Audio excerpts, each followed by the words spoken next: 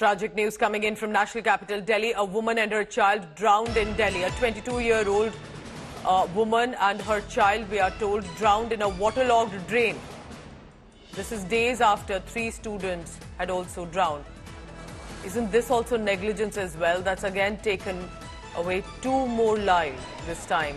This time a young woman and her little child died in drowning in a waterlogged drain in the Ghazipur area. Legal action is being taken by the Delhi police, the police station Ghazipur East Delhi. The Delhi police has given out a statement. So in one side, buildings have collapsed.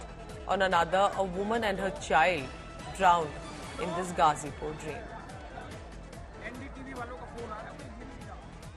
Absolutely heartbreaking images surfacing. Remember that there are waterlogged streets and it can get very dangerous.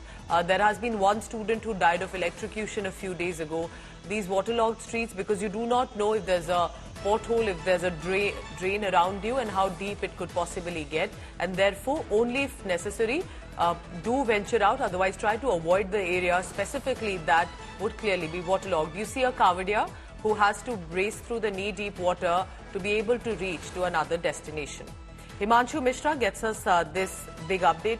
Himanshu, ये तो बहुत ही tragic news है. ये 22 साल की औरत, उनका बच्चा जो ड्राउन हो गए गाजीपुर में. ये क्या अपडेट है? कैसे वो वहां पहुंचे, फंस गए और निकल नहीं पाए?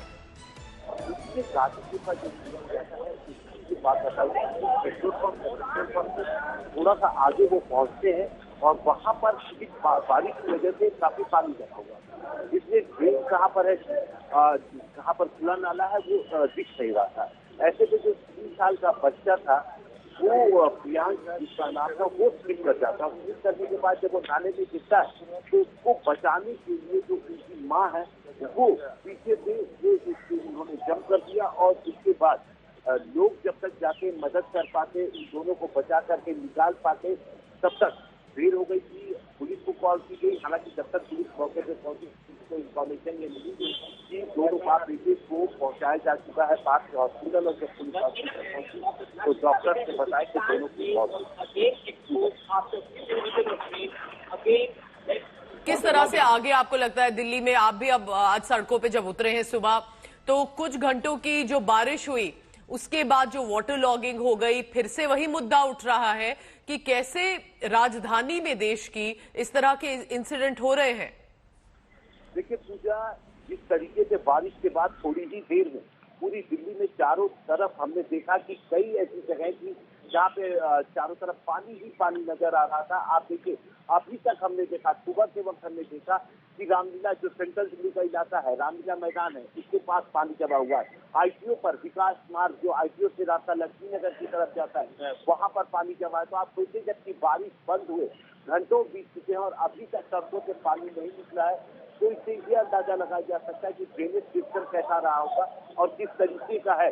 क्योंकि ये लगातार बारिश के बाद तो कुछ जगहों पर पानी लगना समझ में आता है, लेकिन बारिश के इतनी देर तक कई जगहों पर राजधानी दिल्ली के वो भी मेन इलाकों में आईटीओ जैसी जगह पर बारिश का पानी जमा रहना, ये अपने आप में पूरे सिस्टम पर सवाल खड़े करता है.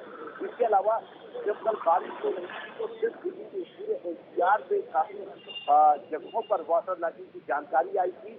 और पूजा 13 ऐसे इंसिडेंट फायर सर्विस को, दिल्ली फायर को कॉल किया है, जिसमें मकान गिरना, ध्वजा गिरना, दीवार गिरना, इस तरीके की कॉल गई थी.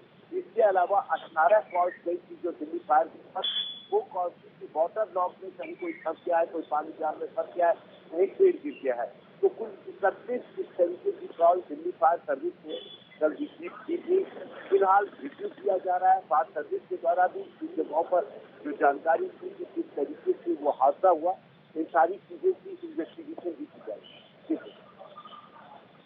Himanshu, thank you very much. Keep tracking. Look at these open drains. How can such open drains be kept like this right now in the monsoon season? Clearly, anyone passing through, if these are waterlogged areas, will not even realize that there is this open drain and will most likely fall. Absolutely terrible. We've lost 22-year-old woman and a child because she basically, as a mother, jumped in to save her child. Both of them died.